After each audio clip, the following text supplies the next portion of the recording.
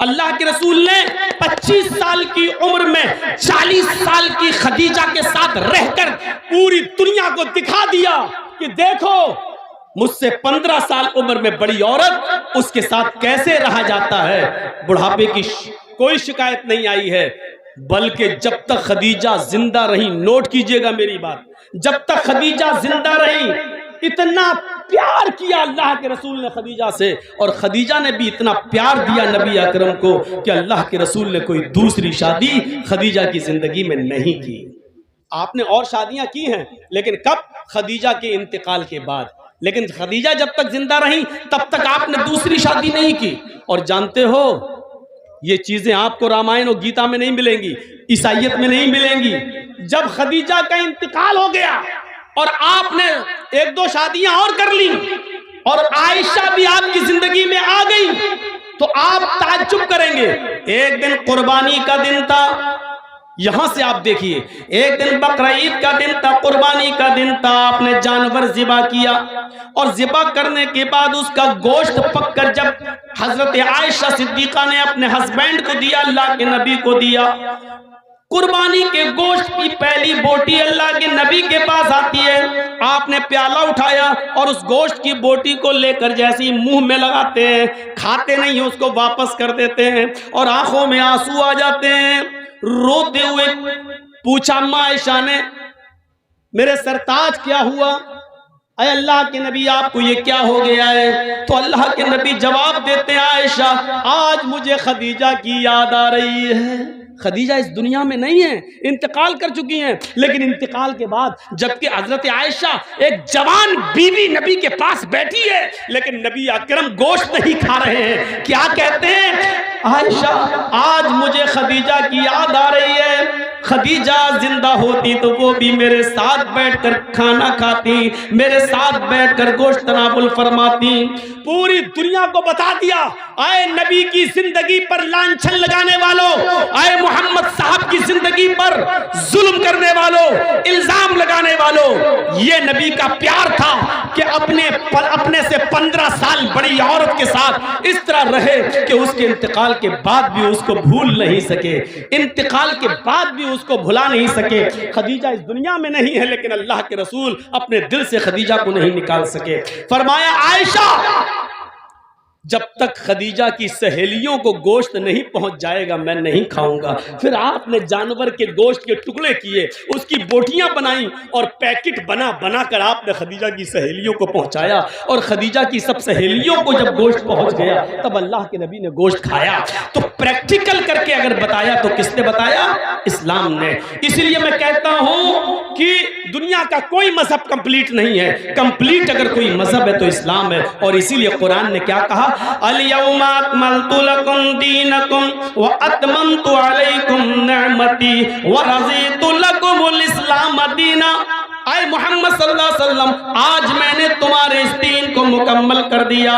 अल-यौमा अकमलतु लकुम दीनकुम, आज मैंने तुम्हारे लिए तुम्हारे इस दीन को मुकम्मल कर दिया। व अतममतु अलैकुम निअमती, और अपनी नेमतों का इत्माम कर दिया, अपनी नेमतें हमने पूरी कर दी। व रज़ीतु लकुमुल इस्लाम दीना, और मैं आज तुम्हारे इसी दीन इस्लाम से राजी और खुश हो गया। दुनिया के किसी मजहब के अंदर आपको कंप्लीट होने का सबूत नहीं मिलेगा।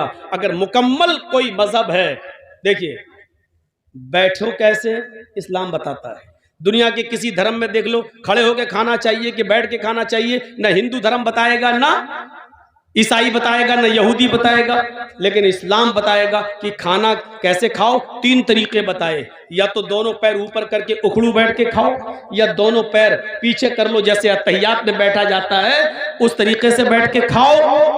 मेरे भाइयों, खाने के तरीके किस तरीके से खाया जाए, एक पैर बिछा लिया जाए और एक पैर खड़ा कर दिया जाए, इस तरीके से, ये 3 तरीके अगर बताए हैं तो इस्लाम ने बताए हैं।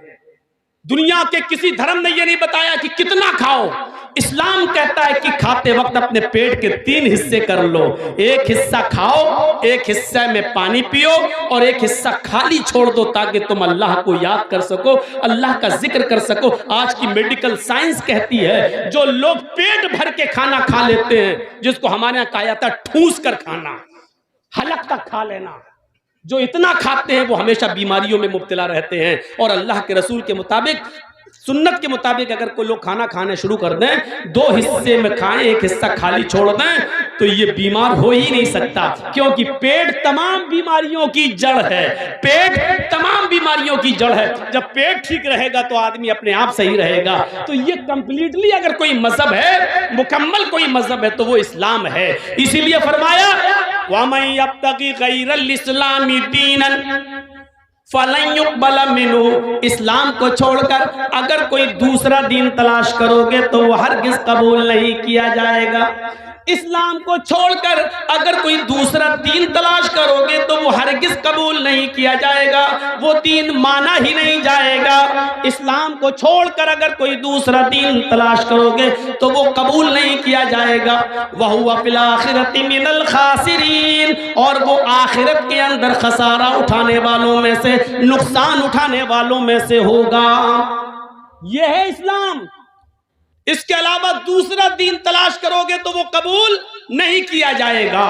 अब आइए थोड़ा सा आपको ये भी बता दूं कि इस्लाम किस चीज का नाम है।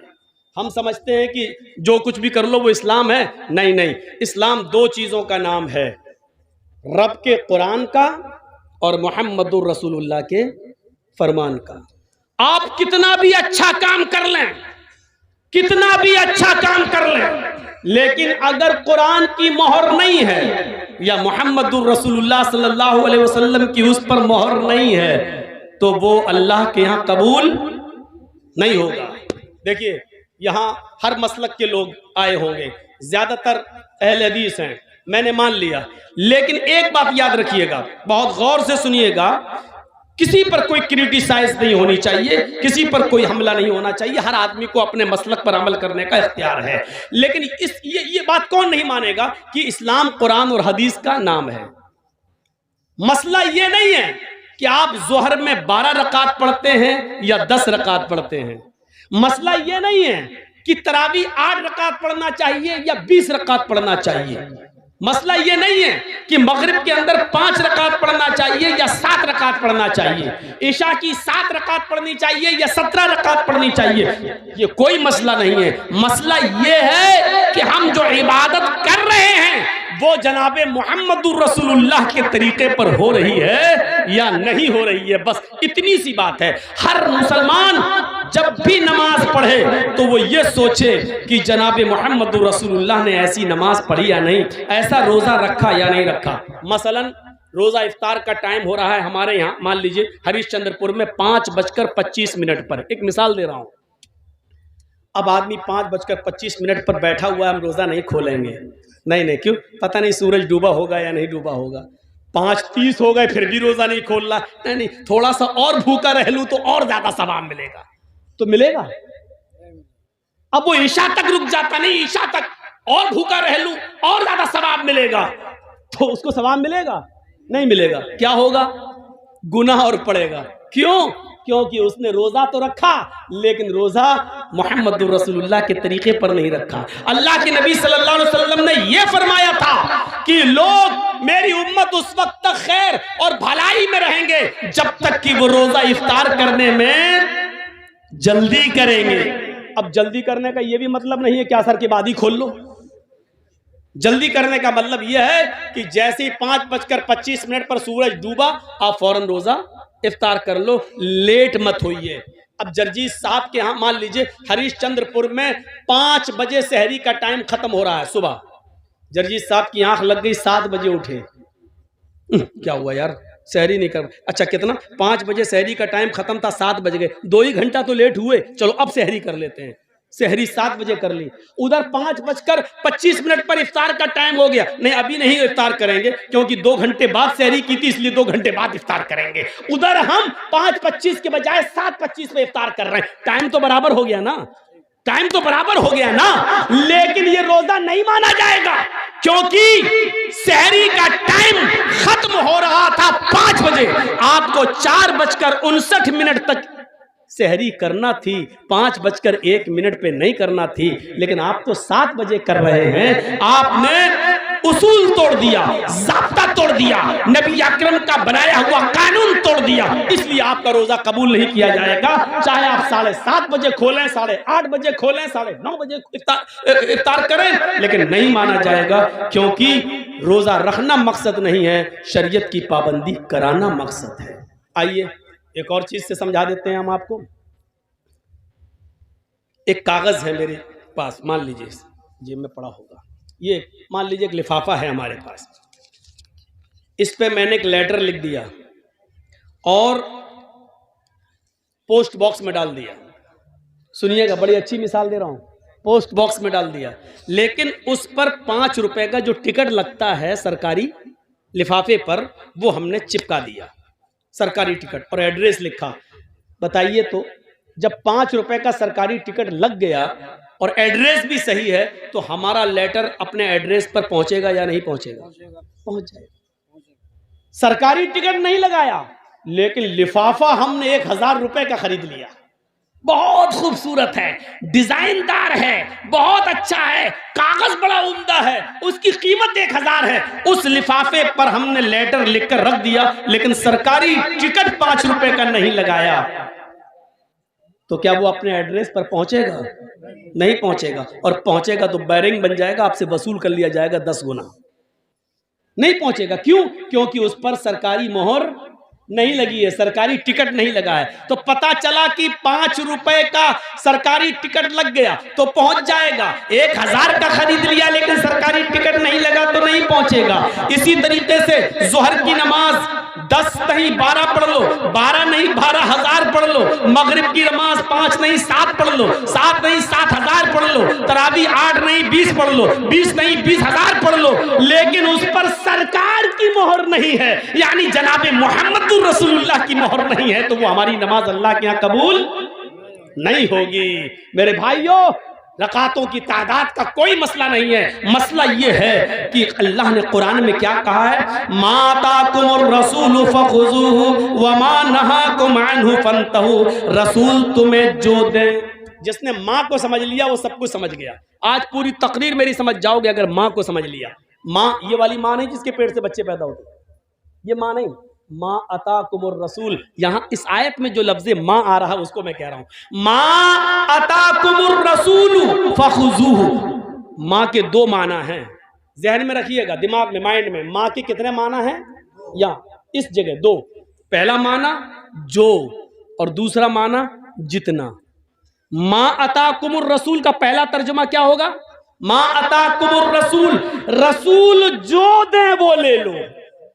सुनिएगा क्या मतलब हुआ, माँ अताकुमुर रसूल, रसूल जो दे वो ले लो। और दूसरा माँ का तर्जुमा यहां ये होगा, माँ अताकुमुर रसूल, रसूल जितना दे उतना ले लो। मतलब समझ रहे हो क्या? ना उसमें ज्यादा कर सकते हो ना उसमें कम कर सकते हो। अगर मगरिब की 3 रकात दी है फर्ज तो 3 ही पढ़ना है। अब अगर कोई 5 पढ़ ले तो गुनाहगार होगा। अल्लाह के रसूल ने वुजू बनाने का हुक्म दिया तो 3 बार हाथ धुलने को कहा, 3 बार कुल्ला करने को, 3 बार नाक में पानी डालने को, 3 बार चेहरा धुलने को। अब कोई आदमी कहे यार मैं 4 बार धुल लेता हूं, जितना ज्यादा धुलो उतना ज्यादा चेहरा साफ होगा, जितना ज्यादा हाथ धुलो उतना ज्यादा हाथ साफ होगा, जितना ज्यादा पैर धुलो उतना ज्यादा पैर साफ होगा। तो माफ कीजिएगा, जो आदमी आज़ाए वुजू को 4 बार या 5 बार धुलता है तो उसका वजू होगा नहीं, सुन्नत के खिलाफ करने पर उसकी नमाज रद्द कर दी जाएगी और उसको गुनाह पड़ेगा। क्यों? क्योंकि अल्लाह के रसूल ने जितना दिया था इसने उतना नहीं लिया, बल्कि नबी के दिए हुए को कम समझा, इसलिए उसने ज्यादती कर दी, अपनी तरफ से बढ़ा दिया अपनी तरफ से। तो नबी जो दे वो ले लो और जितना दे उतना ले लो। और इतना याद रखना, गलती बड़े बड़ों से हुई है। कोई आदमी दुनिया में ये नहीं कह सकता कि हमसे खता नहीं हो सकती है।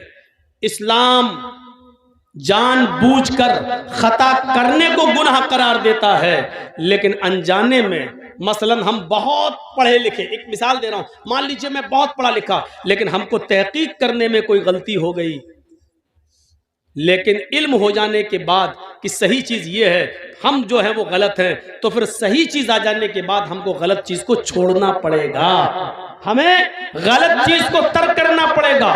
इल्म हो जाने के बाद भी हम उस पर जमे हुए हैं तो वो ठीक नहीं है। आइए मैं तुम्हें लेके चलता हूं एक ऐसे मंजर की तरफ, आपको बड़ी हंसी आएगी, आपको बड़ा मजा भी आएगा, लेकिन मजा देने के लिए और हंसाने के लिए मैं आपको तकरीर नहीं कर रहा हूं। यहां आपको बुखारी शरीफ की एक हदीस का वाकया सुनाने जा रहा हूं, लेकिन इस वाकये में यह आपको थोड़ी सी मुस्कुराहट आ जाएगी। दो कदीम सहाबा हैं और सफर कर रहे हैं। एक का नाम है हजरत अम्मार और एक का नाम है हजरत उमर।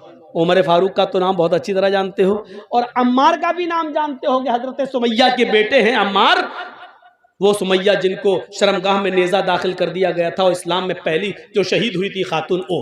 अब सुन लीजिए आप मेरी बात, अब जिसका पेशाब लग रहा हो वो उसको भी रोक लो, यहीं पर मत जाने दो यार, ये बार बार उठ रहे हैं मेरे सामने।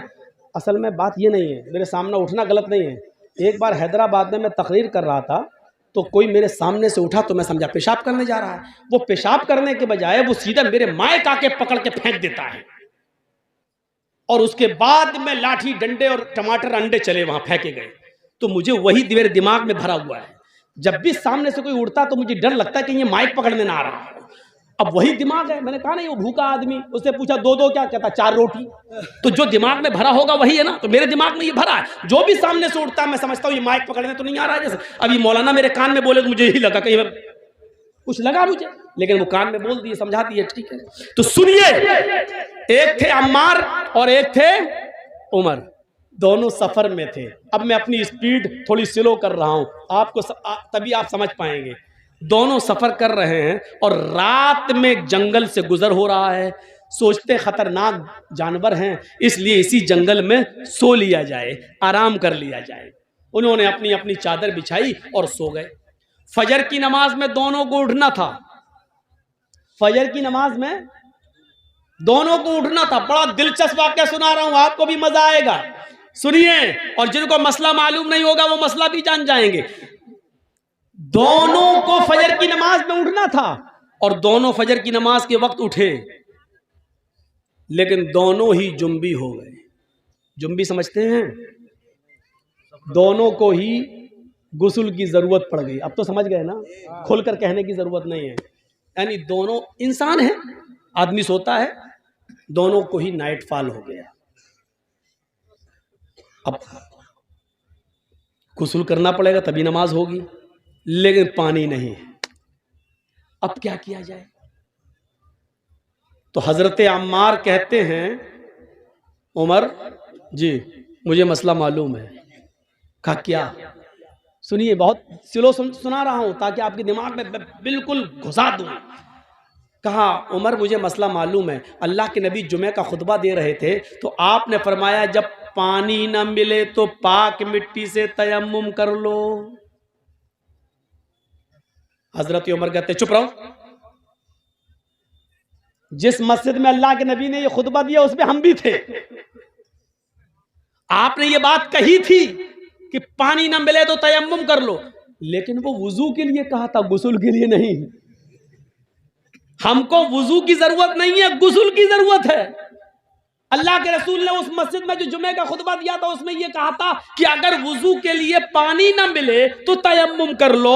दोनों हाथ पाक मिट्टी पे मार के फूंक लो, चेहरे पे फेर लो, दायां हाथ बाएं हाथ पर और बायां हाथ दाएं हाथ पर फेर लो तो तयम्मुम हो जाता है। ये अल्लाह के नबी ने बताया था। तो यहां तो वुजू का मामला नहीं है, हम लोग नापाक हैं, हम लोग को गुस्ल की जरूरत है। हजरत अम्मार कहते हैं, हजरत अम्मार कहते हैं तो एक काम करिए ना, वुजू में हाथ पैर मुंह कुल्ला किया जाता है और ये सब धुला जाता है। हमको गुस्ल की जरूरत है, इसलिए पूरे जिस्म पे मिट्टी फेर लेते हैं। हाँ? ऐसा करते हैं, यानी अपना अपना दिमाग लगा रहे हैं। देखिए हजरत उमर कहते हैं नहीं नहीं नहीं नहीं, हमें कोई अच्छा नहीं लग रहा है। क्यों? हमको मसला मालूम नहीं, कि ऐसा ना हो ऐसा करने पर गुनाह हो। तो हजरत अम्मार ने अपनी अकल चलाई और हजरत उमर ने अपनी अकल चलाई। हजरत अम्मार ने कहा तुम्हें नहीं पढ़ना, मत पढ़ो, मैं तो पढ़ूंगा नमाज। तो हजरत अम्मार ने क्या किया, एक झाड़ी के पीछे चले गए, मिट्टी पड़ी थी, बुखारी शरीफ के हदीस के अल्फाज हैं, अपने जिस्म को उस पर पूरा मिट्टी में लोट लिया। बुखारी में क्या है, कमा तमर्रकुद्दाब्बा, यतमर्रकु कमा तमर्रकुद्दाब्बा। हजरत अम्मार मिट्टी पर ऐसे लोटे, ऐसे जैसे चौपाया, आपने देखा होगा जानवर को मिट्टी में ऐसे करता ना, फिर झाड़ देता अपने आप को, पूरे जिस्म पर मिट्टी हो जाती है उसके। तो हजरत अम्मार ने ऐसे ही किया, पूरा करके पूरे जिस्म पर मिट्टी मल ली और गए और नमाज पढ़ ली। हजरत उमर देख रहे हैं, उन्होंने नमाज नहीं पढ़ी, हजरत अम्मार ने पढ़ ली। हजरत उमर ने कहा पता नहीं सही हुआ कि गलत। नहीं, उन्होंने अपनी अकल दौड़ाई, नमाज नहीं पढ़ी। शहर में गए, सुबह सूरज निकलने के बाद पानी मिल गया, और जैसे ही पानी मिला तो हजरत उमर ने सबसे पहले गुस्ल करके फजर की नमाज कज़ा कर ली, पढ़ ली। उस जमाने में मोबाइल का दौर नहीं था। दबाया, हाँ जर्जी साहब जरा बताइए तो। मालूम है रात के 3 बजे लोग हमें परेशान कर देते कभी, इसलिए मोबाइल बंद कर दिया, रख दिया। 3 बजे पूछते हैं, मौलाना साहब फला हॉस्पिटल में मेरी बीवी एडमिट है। अच्छा, अल्लाह ताला ने अभी अभी एक बेटा दिया, क्या नाम रखूं? अरे बच्चा आज पैदा हुआ है, कभी ने 7वें दिन नाम रखना है, तुझे अभी जरूरत क्या थी, सुबह पूछ लेता। रात में 3 बजे फोन करा, क्या नाम रखूं? तो ये परेशान करने वाले लोग भी होते हैं, 3 बजे फोन कर रहे हैं। कहा अरे मौलाना खुशी थी इसलिए बोल दिया। तो बोलो ना मौलाना साहब हमारे बच्चे के लिए दुआ करना, अल्लाह ताला ने चांद सा बेटा दिया। ये क्या नाम 3 बजे फोन कर रहा है? तो उस जमाने में फोन का जमाना नहीं था, अल्लाह के रसूल से मसला मालूम कर लिया जाए। अब सुनिए, अम्मार इब्न यासिर ने नमाज पढ़ ली, हजरत उमर ने नहीं पढ़ी। जब सूरज निकल गया, पानी मिल गया, तब उमर फारूक ने नमाज पढ़ ली। जब सफर खत्म हुआ तो ये दोनों जब मदीने आए तो अल्लाह के नबी सल्लल्लाहु अलैहि वसल्लम से दोनों ने अपना अपना किस्सा बयान किया कि अल्लाह के रसूल बताइए हम दोनों में कौन सही, हम दोनों में कौन सही? तो अल्लाह के नबी ने फरमाया अच्छा दोनों को गुस्ल की जरूरत पड़ गई? कहा मार तुमने क्या किया? कहा अल्लाह के रसूल हमें तो मालूम था पानी ना मिले तो तयम्मुम कर लो। तो अल्लाह के रसूल ने फरमाया जी बिल्कुल। तो हजरत उमर ने कहा ये तो आपने वुजू के लिए कहा था, इन्होंने पूरे जिस्म पर मिट्टी मल ली। तो अल्लाह के रसूल ने कहा अम्मार क्या किया था तुमने? कहा कि मैं तो ऐसे लोटा मिट्टी पर जैसे 4 पैर वाला जानवर जमीन पर लोटता, पूरे जिस्म पर मिट्टी मल ली। तो अल्लाह के रसूल मुस्कुराए और मुस्कुरा कर कहते हैं कि अम्मार तुमने गलत किया, तुम्हें ऐसा नहीं करना चाहिए था। अब हजरत उमर बड़े खुश हैं, ये गलत हो गए तो हम तो सही हुए होंगे, इनकी गलती है तो हम सही हो गए, हमने नमाज नहीं पढ़ी हम सही हो गए। तो कह ले और पूरे जिस्म पर मिट्टी मल लो हो गया ना। तो कहा हजरत अम्मार ने अल्लाह के नबी इनका सुनो इन्होंने क्या किया? तो हजरत उमर से पूछा तुमने क्या किया? कहा अल्लाह के रसूल जब तक पानी नहीं मिल गया मैंने गुस्ल ही नहीं किया, नमाज का वक्त निकल गया, सुबह सूरज निकलने के बाद पानी मिला तो मैंने वुजू बना गुस्ल किया फिर नमाज पढ़ी। आपने कहा उमर तुमने भी गलत किया। इस मैदान में जितने लोग जमा है सुनो, अम्मार की बात को अल्लाह के रसूल रिजेक्ट कर रहे हैं, पुराने सहाबी, और हजरत उमर फारूक की बात को भी रिजेक्ट कर रहे हैं जबकि वो भी पुराने साहबी। बल्कि उमर फारूक के बारे में तो कहा था लौ कान बादी नबीयुल्लाह काना उमर, अगर मेरे बाद कोई नबी होता तो कौन होते? उमर। इतना बड़ा मकाम, लेकिन अल्लाह के नबी ने क्या कहा? तुमने भी गलत किया। अय उमर और अय अम्मार दोनों का तयम्मुम एक ही है, वुजू का भी और गुस्ल का भी। अगर गुस्ल की भी जरूरत पड़ गई थी तब भी वही तयम्मुम करना चाहिए था जो नमाज के लिए किया जाता है, जो वुजू के लिए किया जाता है। बस यही काफी था। अपने दोनों हाथों को जमीन पर मारते उसको फूंकते। देखो तयम्मुम का तरीका क्या है। ये मान लीजिए मिट्टी है, ये मिट्टी होना जरूरी है। बहुत से लोग ये पक्की दीवारों पे ऐसे मार देते हैं, नहीं चलेगा। बहुत से लोग पुती हुई दीवारों पे मार देते हैं ऐसे, नहीं चलेगा। माफ कीजिएगा बड़ी मौजरत के साथ, नहीं चलेगा। मिट्टी होनी चाहिए, वो भी पाक। ऐसे दोनों हाथ जमीन पे ऐसे मारिए, ये ऐसे किया और ऐसे करने के बाद ऐसे नहीं मलना है, ऐसे करके ऐसे नहीं मलना, पूरा वो आपका पाउंड स्क्रीन यही लग जाएगी, ऐसे नहीं करना है। ये जमीन पे मारा, तयम्मुम का तरीका सीखिए, ये जमीन पे मारा, फिर ये बस जितनी भी उड़ जाए मिट्टी तुम्हारे हाथ में लगी हुई, ऐसे करके उड़ गई। अब इन्हीं हाथों को ऐसे करना है, देखिए हो गया। अब यही हाथ दोबारा नहीं लेना है, इसी हाथ को बाएं हाथ के ऊपर ऐसे यहां तक ये कर लिया, और इस हाथ को ये तयम्मुम हो गया। तो अल्लाह के नबी ने कहा था यकफी, तुम्हारे लिए इतना कर लेना काफी था। तुमने पूरे जिस्म पर मिट्टी मल ली, तुमने भी गलत किया, और अव्वल वक्त पर नमाज न पढ़ के सूरज के निकलने तक इंतजार करके फिर गुस्ल के लिए पानी मिल गया तब पानी नहाकर फिर तुमने नमाज पढ़ी, तुमने भी गलत किया, क्योंकि नमाज को उसके अव्वल वक्त से निकाल दिया। तो अब आप समझ रहे हैं गलती किन किन से हो सकती है? हजरत अम्मार से भी हो गई, हजरत उमर से भी हो सकती है, तो मौलवी जर्जी से क्यों नहीं हो सकती है? आज हम जैसे कोई मौलाना ये नहीं कह सकता कि मैंने जो कहा वो बिल्कुल सही है, उसी को आंख बंद करके मान लो, नहीं। हर शख्स की बात शरीयत की कसौटी पर रखी जाएगी। अगर कुरान और हदीस से मिल रही होगी तो मानी जाएगी, कुरान और हदीस से नहीं मिल रही होगी तो नहीं मानी जाएगी। मेरे भाइयों, इस चीज को याद रखना। आइए अब मैं तुम्हें एक ऐसे वाक़े की तरफ लेके चलता हूं जिससे तुम्हें बहुत बड़ा मसला मालूम होगा।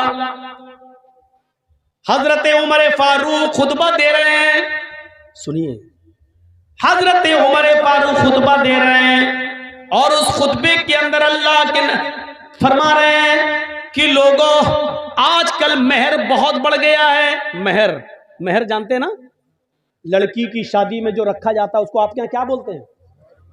मेहर, दैन मेहर, मोहर नहीं, मोहर तो वो होती है जो लगाई जाती है, मेहर, मेहर, दैन मेहर, सही है। तो मेहर, लोगों मेहर बढ़ता जा रहा है। हाय हाय हाय, सुनिए बहुत प्यारी बात, अब लोग बहुत ज्यादा मेहर रखने लगे, देने लगे। लड़कियां भी निकाह के मौके पर बहुत ज्यादा मेहर की डिमांड करने लगी। मैंने अल्लाह के नबी के निकाह देखे हैं, नबी की बीवियों को अल्लाह के नबी ने जो मेहर दिया वो मुझे मालूम है। अल्लाह के नबी ने अपनी बेटियों की, ज़ैनब की, रुकैया की, उम्मे कुलसूम की और फातिमा की शादी की तो कितना मेहर रखा ये भी मुझे मालूम है। सबसे ज्यादा जो मेहर था वो 400 दिरहम, 400 दिरहम का मेहर था, 400 दिरहम का। 400 दिरहम से ज्यादा मेहर अल्लाह के नबी ने नहीं रखा। लिहाजा अगर कोई भी शख्स अपनी बीवी को 400 दिरहम से ज्यादा मेहर देगा तो वो मेहर उमर उस औरत से छीन लेगा और बैतुल माल में जमा कर देगा। 400 से ज्यादा जो मेहर होगा, 400 तक तो उस औरत के पास रहेगा, लेकिन 400 के बाद जो भी मेहर देगा उतना वो जायद मेहर, मेहर जो ज्यादा है वो उस औरत से लेकर बैतुल माल में जमा कर दिया जाएगा। ये किसने कहा? हजरत उमर ने कानून बना दिया, मिंबर पे खड़े होकर खुतबा दे दिया। खुतबा तो दे दिया, टाइम खत्म हो गया, उतर गए, जुमे की नमाज पढ़ा दी। नमाज पढ़ाने के बाद उसी मस्जिद में पर्दे में एक औरतें भी नमाज पढ़ रही थी, पर्दा पड़ा हुआ था, औरतें भी नमाज पढ़ रही थी। एक बूढ़ी औरत आती है पर्दे से, कहती है अमीरुल मोमिनीन मुझे आपसे कुछ कहना है। बोला क्या कहना चाहती हो? बोलो।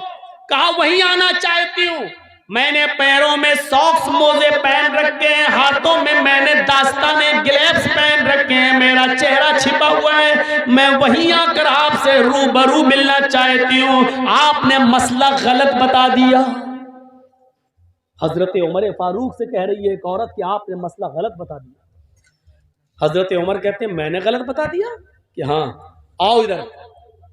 औरत, बूढ़ी औरत गई, कहा अमीरुल मोमिनीन आपने इस मिंबर पर खड़े होकर ये कैसे कह दिया? कि कोई भी आदमी अपनी बीवी को 400 दिरहम से ज्यादा मेहर नहीं दे सकता। हजरत उमर ने कहा, मां, बूढ़ी मां, अल्लाह के रसूल ने अपनी बीवियों को 400 दिरहम से ज्यादा नहीं दिया, अपनी बेटियों के निकाह में 400 दिरहम से ज्यादा मेहर नहीं रखा। फिर उस औरत ने क्या जवाब दिया? अमीरुल मोमिनीन, 400 दिरहम देना एक अलग बात है, लेकिन 400 दिरहम से ज्यादा नहीं दे सकता है कोई मर्द। क्या ऐसी कोई हदीस है आपके पास? क्या अल्लाह के रसूल ने 400 दिरहम से ज्यादा मेहर देने को से मना किया? ऐसी कोई हदीस है आपके पास? तो हजरत उमर ने कहा, मां, मुझसे हदीस क्यों मांग रही हो? क्या 400 दिरहम से ज्यादा भी कोई मेहर दे सकता है? ऐसी कोई हदीस है तुम्हारे पास? यह हजरत उमर ने उससे पूछा, ऐसी कोई हदीस है तुम्हारे पास? उस बूढ़ी औरत ने जवाब दिया, अमीरुल मोमिनीन, 400 दिरहम से ज्यादा भी मेहर दे सकता है। हदीस नहीं, कुरान की आयत मौजूद है।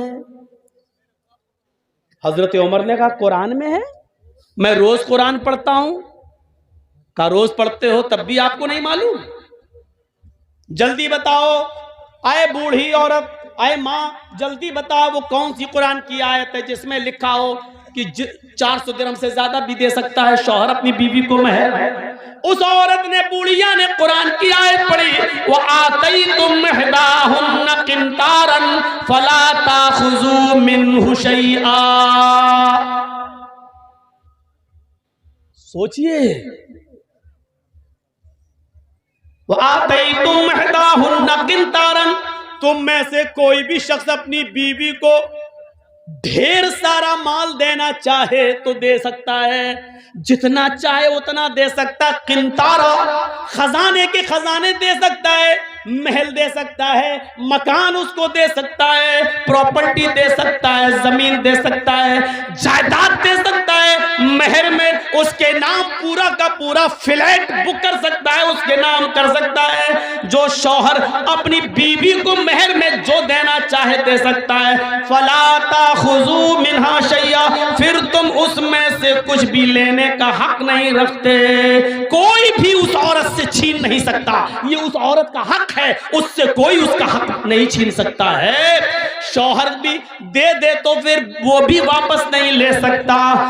आए उमर, जब दिए हुए माल को शौहर नहीं ले सकता है तो आप कैसे ले सकते हैं? आपने ये कैसे कानून नाफिज कर दिया? कैसे कह दिया कि 400 दिरहम से ज्यादा अगर कोई अपनी बीवी को मेहर देगा तो वो मेहर छीन कर बैतुल माल में जमा कर दिया जाएगा? आप रॉन्ग हैं, आपने गलत कहा है। कुरान तो कहता है जितना चाहे उतना दे सकता है और उसमें से तुम कुछ भी लेने का हक नहीं रखते। हजरत उमर ने लोगों से पूछा, जो मस्जिद में बैठे हुए थे उन लोगों से पूछा, क्या ये आयत कुरान में मौजूद है जो बुढ़िया पढ़ रही है? ये औरत जो कुरान की आयत पढ़ रही है, क्या ये आयत कुरान में मौजूद है? लोगों ने जवाब दिया, हाँ ये आयत कुरान में मौजूद है। हजरत उमर अपनी गलती एक्सेप्ट करते हैं और फिर मिंबर पर दोबारा खड़े होते हैं और कहते हैं, अख्तार रजुलुन व असाबत इम्रातुन, अख्तार रजुलुन व असाबत इम्रातुन।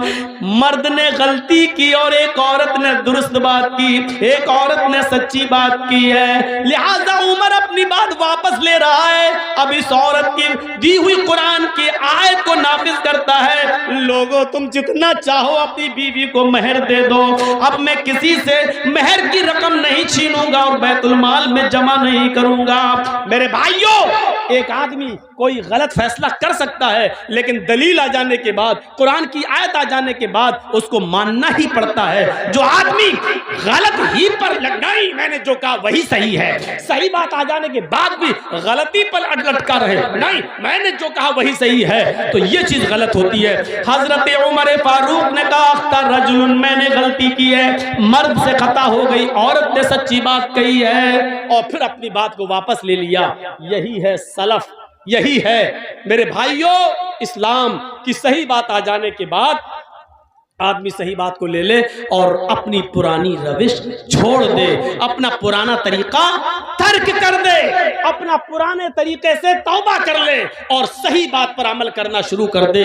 ऐसी कितनी मिसालें मेरे भाइयों हमें और आपको, हम और हमारे और आपके सामने आनी चाहिए, जिससे आपको पता चल सकता है, पता चल जाएगा कि शरीयत के अंदर कुरान और हदीस से बढ़कर कोई नहीं है, कोई नहीं है। जर्जीस भी गलत हो सकता है, इसमें मदरसे में और इस स्टेज पर बोलने वाले मौलाना से भी गलती हो सकती है, लेकिन कुरान और हदीस की दलील आ जाने के बाद फिर मेरे भाइयों, मैंने कहा ना, दिमाग वहीं लगना चाहिए, हम जो कर रहे हैं वो सही है कि नहीं, हम जो कर रहे हैं वो कुरान और हदीस में कैसा है। मेरे भाइयों, इस चीज को आप देखिए, अपना दिमाग वहीं पर लगा दीजिए। आइए मैं आपको एक और जबरदस्त वाक़े की तरफ लेके चलना चाहता हूं।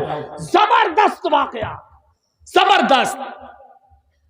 हजरत उस्मान गनी का जमाना है, सुनिएगा। और एक वाकया जो बाद में आ रहा है वो पहले वाकये से ज्यादा मजेदार। हजरत उस्मान गनी के जमाने में एक वाकया पेश आ गया। एक शख्स हजरत उस्मान से मसला पूछने आ गया कि अमीरुल मोमिनीन, अगर कोई औरत शादी के 6 महीने के बाद अगर बच्चा पैदा करे तो उस बच्चे का क्या हुक्म है। सुन लीजिए, हमारे और आपके सामने भी ऐसे किस्से आ सकते हैं।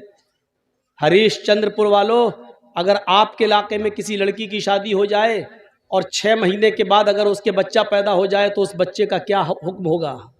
सुनो, कहीं भी हो सकता है ये मंजर। अब जब अच्छे मसले आ गए तो आप लोग उठने भागने लगे।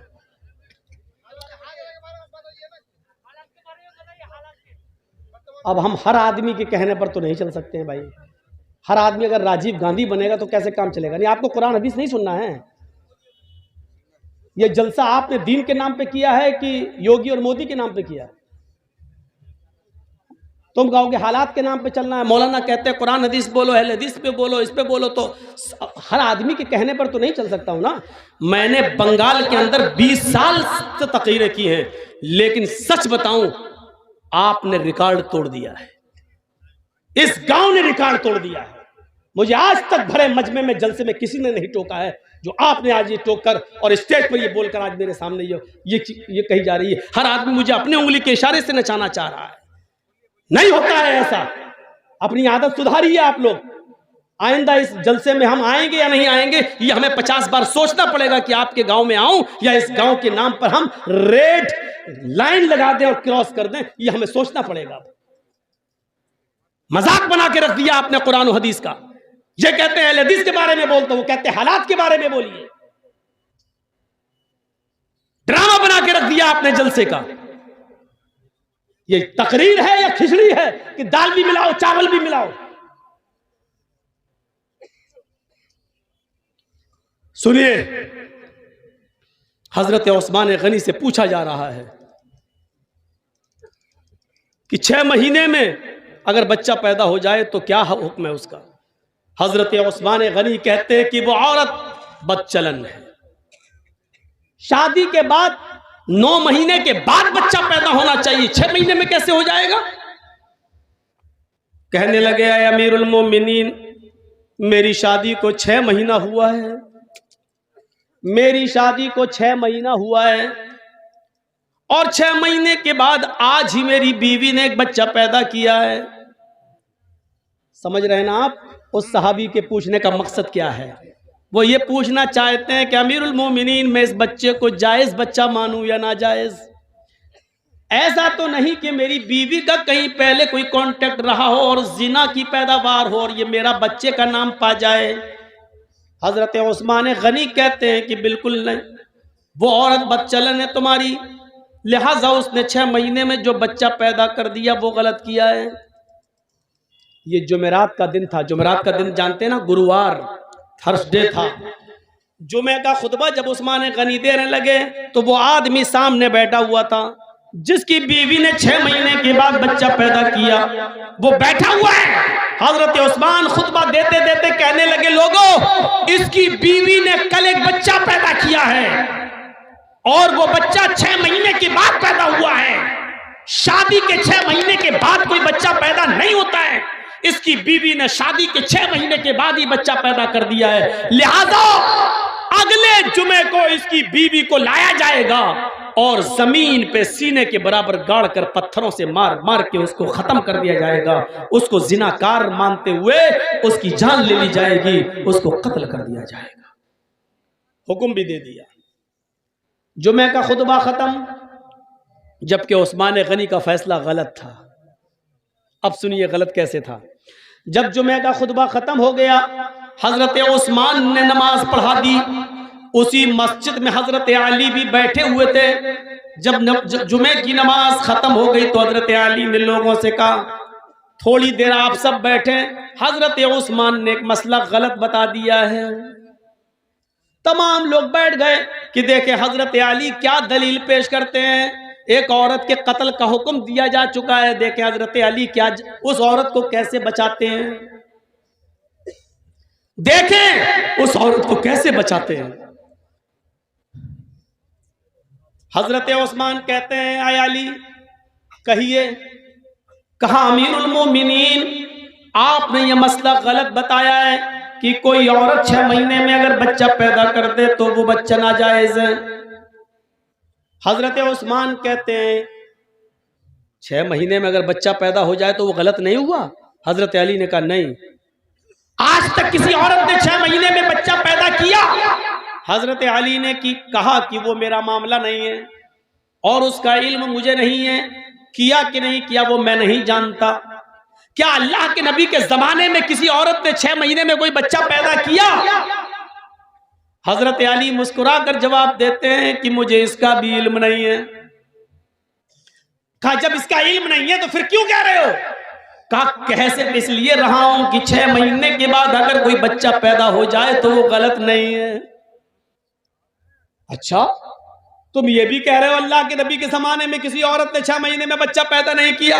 तुम ये भी मानते हो कि अल्लाह के रसूल सल्लल्लाहु अलैहि वसल्लम ने 6 महीने के बाद पैदा होने वाले बच्चे को जायज माना? तुम ये भी कह रहे हो कि आज तक किसी औरत ने 6 महीने के अंदर कोई बच्चा पैदा नहीं किया?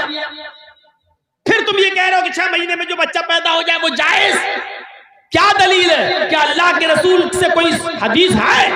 हजरत अली कहते हैं, हदीस की जरूरत नहीं है, कुरान में मसला मौजूद है। कुरान कहता है 6 महीने के बाद भी अगर औरत बच्चा पैदा कर दे तो बच्चे को जायज माना जाएगा।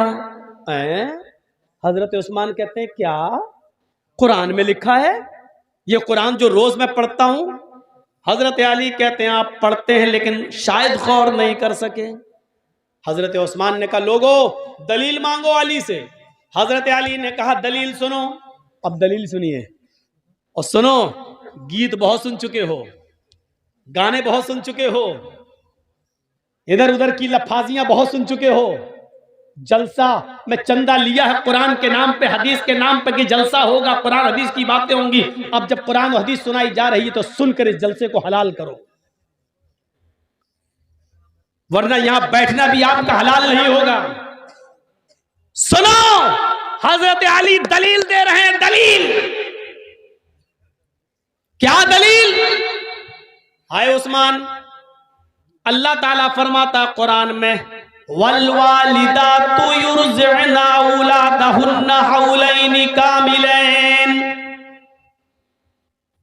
अभी जो कह रहा था ना हालात के ऊपर बोलो, उससे पूछो कुरान की ये कौन सी आयत है, किस पारे में, तो नहीं बता पाएगा। वल्वालिदातु युरज़िअना औलादहुन्ना हौलैनि कामिलैन। तर्जुमा सुनिए, मीनिंग सुनिए, ट्रांसलेट सुनिए। माए अपने बच्चों को दूध पिलाएं मुकम्मल 2 साल। मैं किसी को भी खड़ा करके पूछ सकता हूं, कितने साल दूध पिलाएं मां? 2 साल। 1 साल में कितना महीना होता है? 12। 2 साल में कितना हुआ? 24। मां अपने बच्चे को कितना दूध पिला सकती है? 24 महीना।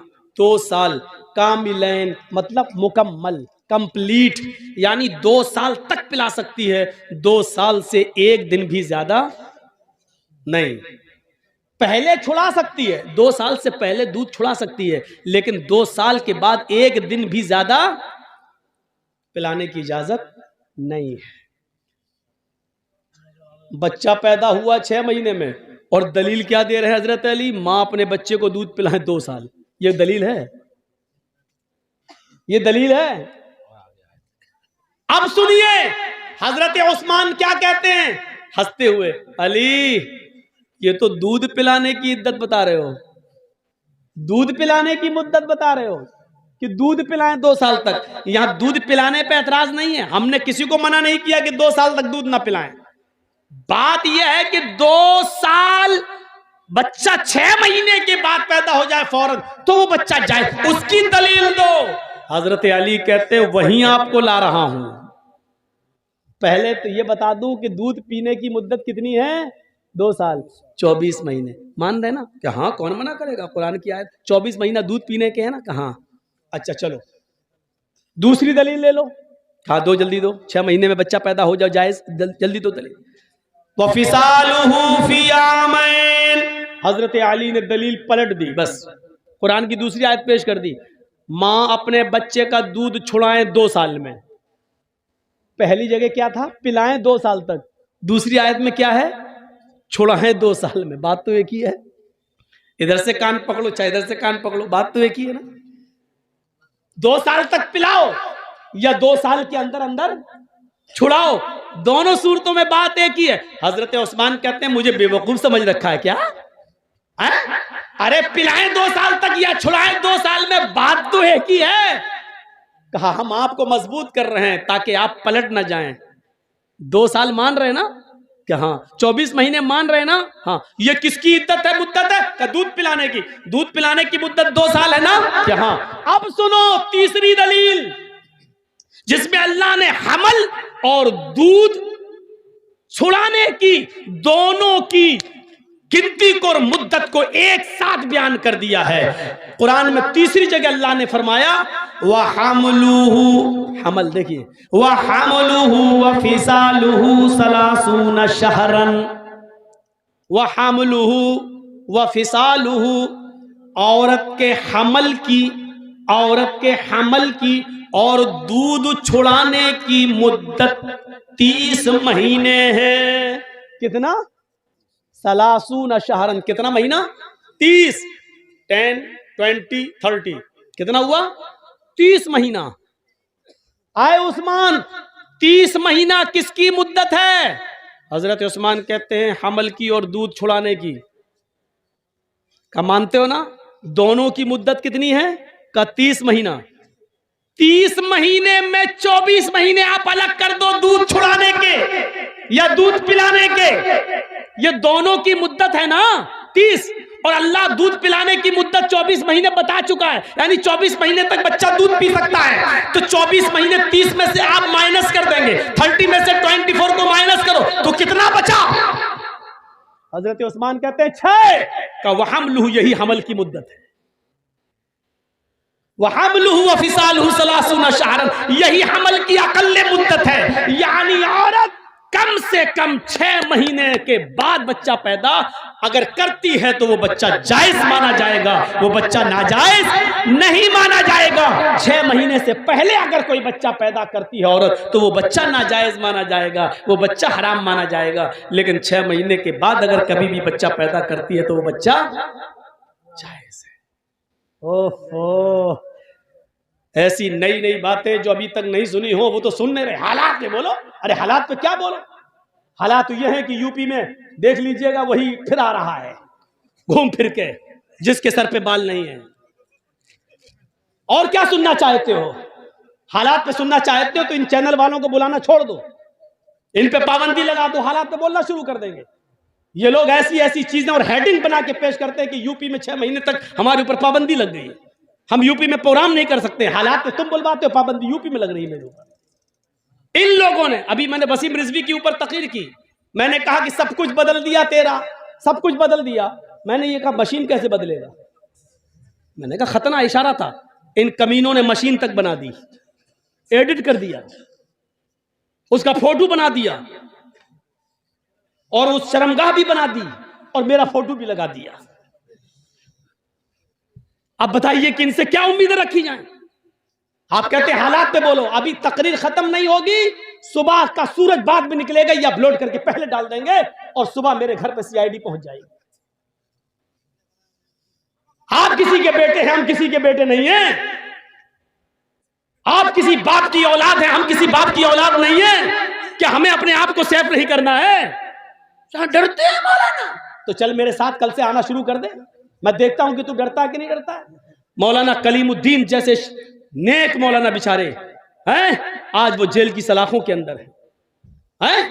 आजम खान जैसी शख्सियत आज जेल की सलाखों के पीछे है। थोड़ा सा जुमला बोला गया, एक जुमला, आज सलाखों के पीछे है। आप क्या समझ रहे हैं? जो आपके सर पे बैठा हुआ है ये राम नहीं, रावण है, रावण। मौलाना जर्जीस को कल जेल में डाल दिया जाएगा। जर्जीस साहब चिल्लाते रहे कि मैं बेकसूर हूं। साहब कोर्ट में बताइए बेकसूर हो, और कोर्ट में मौलाना जर्जीस को अपने आप को बेगुनाह साबित करने के लिए 10 साल लग जाएंगे, और 10 साल के बाद कहा जाएगा मौलाना जर्जीस बाइज्जत बरी, कोई सबूत इनके खिलाफ नहीं मिला। लेकिन 10 साल का हिसाब किताब कौन देगा? कहां हैं आप? इन हालात को सोचिए। ये दौर दूसरा है। ये समझो कि ये दौर क्या है, एक घाट पर, घाट समझते हैं ना, एक घाट पर शेर और बकरी दोनों पानी पी रहे हैं। दोनों, शेर की तरफ से पानी बहता हुआ बकरी के पास आ रहा है। शेर जहां से पानी पी रहा है, बकरी इधर से पानी पी रही है, लेकिन पानी बहता हुआ शेर की तरफ से आ रहा है। शेर ने भी पानी पिया, बकरी ने भी। शेर ने बकरी से कहा, ए तूने इस तालाब में मुंह डाल दिया, तूने मेरा पानी झूठा कर दिया। बकरी बोली, जंगल के राजा, मैंने आपका पानी कहां झूठा किया? पानी आप वहां से पी रहे हैं, आपका झूठा पानी मेरे पास आ रहा है, मैं तो आपका झूठा पानी पी रही हूं। बात सही कही बकरी ने। पानी आप वहां पी रहे हैं और आपका झूठा पानी बहता हुआ यहां आ रहा है, मैं आपका झूठा पानी पी रही हूं। शेर ने कहा, अच्छा हमसे मुंह भी चला रही है, जबान लड़ाती है। आया और ऐसा पंजा मारा कि उसकी खोपड़ी अलग हो गई, तन अलग हो गया और उसको भी खा गया। यानी उसको खाने के लिए बहाना चाहिए था। जो रावण तुम्हारे ऊपर बैठे हैं उनको सिर्फ गिरफ्तारी के लिए बहाना चाहिए बस। क्यों नहीं समझ रहे आप अपनी सफाई में भी कुछ नहीं बोल सकते हैं। आपको आपकी सफाई पेश करने का हक भी नहीं दिया जाएगा आपको। महात्मा गांधी मुर्दाबाद के नारे लग रहे हैं, कितने लोग पकड़ गए बताएं आप? गॉडसे को नमस्कार किया जा रहा है, कितने लोग गिरफ्तार हो गए, पकड़े गए? दिल्ली की सड़कों पर बाकायदा कहा गया, गोली मारो सालों को। जिन लोगों ने नारे लगाए, कितने लोग गिरफ्तार हुए? और गिरफ्तार कौन हुए? जो शाहीन बाग में प्रोटेस्ट कर रहे थे, शांति के साथ धरना दे रहे थे। लड़की तक को, प्रेग्नेंट लड़की तक को अरेस्ट करके जेल के अंदर डाल दिया गया। आप कहां हैं? सेकुलरिज्म बाकी नहीं रह गया, जमहूरियत नहीं, ये किसी दूसरे रास्ते पे चल रही है। आप कम से कम मेरी तरफ भी देखो। डॉक्टर जाकिर नायक को भारत छोड़ना पड़ा है। क्या चाहते हो कि मौलवी जर्जीस भी भारत छोड़ के पनाह ले ले? क्या चाहते हैं आप? क्या है आपके दिल में? क्या सुनना चाहते हैं आप? शर्म आनी चाहिए। जो जिस तरीके से बोल रहा है बोलने दो। बोलने वाला जानता है कि हमको क्या बोलना है क्या नहीं बोलना है। मेरे भाइयों, आप जब धान बोते हैं तो जर्जीस कहने नहीं आता कि इतना बो या वो ऐसा क्यों? तो आपका काम है, आप अपने काम में माहिर हैं, हम अपने काम में माहिर हैं। हर आदमी अपने काम में एक्सपर्ट होता है। मुझे क्या बोलना है, क्या नहीं बोलना है, कहां कौन सी बात कहना है, इस काम के लिए मौलवी लोगों को आजाद छोड़ दो। मेरे भाइयों, मदरसों में क्या पढ़ाया जाता, मदरसों के लिए छोड़ दो। आप हर किसी को मशवरा मत दीजिए। डॉक्टर, MBBS, MS डॉक्टर को ऑपरेशन करना है, क्यों वहां पर आपको नहीं बिठाया जाता है? क्यों? आप नहीं देख पाएंगे। जब आपकी बीवी का, आपके बेटे का ऑपरेशन होगा तो आप कहेंगे साहब इतना नहीं इतना काटो, इतना नहीं इतना काटो। डॉक्टर के काम में डिस्टर्ब होगा, इसलिए डॉक्टर ऑपरेशन थिएटर के अंदर, ओटी के अंदर अकेले सिर्फ अपने कर्मचारी को लेके, अपने असिस्टेंट को लेके जाता है, किसी को लेके नहीं जाता है। अब आप डॉक्टर से कहेंगे साहब कान यहां से यहां तक चीरना, यहां पर्दा उसका ऐसा है, आपको भगा देगा, जाओ कहीं और जाके इलाज करा लो, सरकारी हॉस्पिटल में चले जाइए। तो आप हर किसी को मशवरा नहीं दे सकते हैं। आप किसी मौलवी को मशवरा मत दीजिए, मौलवी एक्सपर्ट होता है। और फिर मुझे तो 20 साल का तजर्बा है, मुझे अच्छी तरीके से मालूम हो गया है कहां क्या बोलना चाहिए, कहां क्या नहीं बोलना चाहिए। तो मेरे भाइयों, इन चीजों को आप अपने जहन में रखिए, इन चीजों को अपने जहन में रखिए। हालात अच्छे नहीं हैं, हम वही गलती कर रहे हैं जो नहीं करनी चाहिए। बार बार मैं आपको एक इशारा कर रहा हूं, याद रखिएगा। कुछ लोग नारे लगा रहे हैं, अब हमारी लिंचिंग हो रही है, नारे लगाए जा रहे हैं और नारे लगा के हमें बरगलाने की कोशिश की जाएगी। जहां 2-4 दाढ़ी वाले मिलेंगे वहीं पर जय श्री राम के नारे लगा के हमें बरगलाने की कोशिश की जाएगी।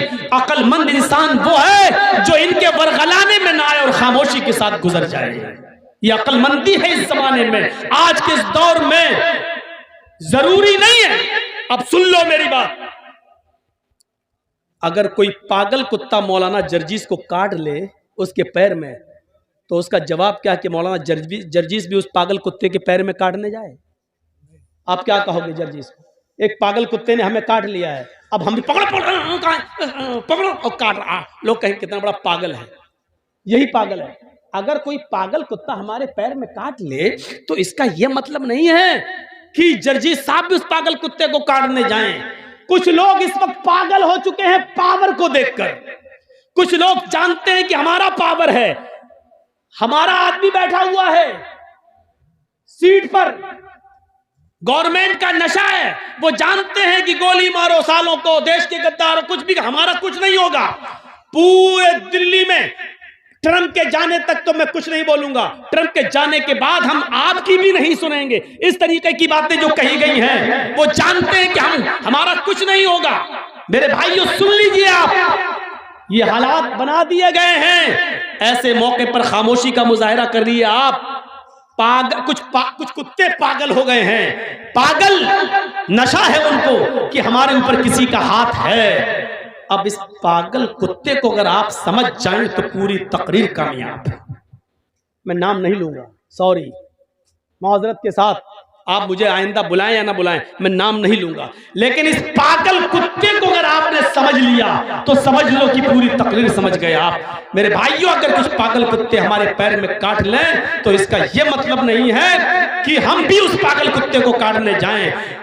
हाथी चलता रहता है, कुत्ते भौंकते रहते हैं। अब हाथी अगर उन कुत्तों के भौंकने पर पीछे मुड़ मुड़ के देखने लगे तो हाथी अपनी मंजिल तक कभी नहीं पहुंच पाएगा। तुम्हें अपनी मंजिल पर पहुंचना है। हाथी चल जा रहा है, वो पीछे मुड़ के नहीं देख रहा है, क्योंकि वो जानता है कि इनकी आदत भौंकने की है, ये भौंक भौंक कर खुद ही थक जाएंगे। हाथी अपनी मंजिल को पा लेता है। मुसलमानों, तुम्हें अपनी मंजिल तक जाना है।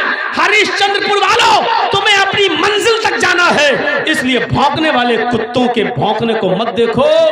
मंजिल पर तुम्हारा निशाना होना चाहिए, इंशाअल्लाह तुम्हें मंजिल मिलेगी। इन भौंकने वाले कुत्तों को समझ लो कि कुत्ते हैं, इनकी आदत है भौंकने की। इस वक्त हम जिन हालात से गुजर रहे हैं उसमें अक्लमंदी से काम लेने की जरूरत है। अक्लमंदी कैसी? एक मिसाल दूं, बड़ी अच्छी मिसाल है। 3 जानवर शिकार करने निकले, शेर, भेड़िया, लोमड़ी। तीनों जानते हैं ना, शेर, लायन और भेड़िया, आप जानते हैं, लोमड़ी, फॉक्स। 3 जानवर शिकार करने निकले। कौन कौन? शेर, भेड़िया, लोमड़ी। और तीनों ने एक एक शिकार कर लिया। सुनो, तीनों ने एक एक शिकार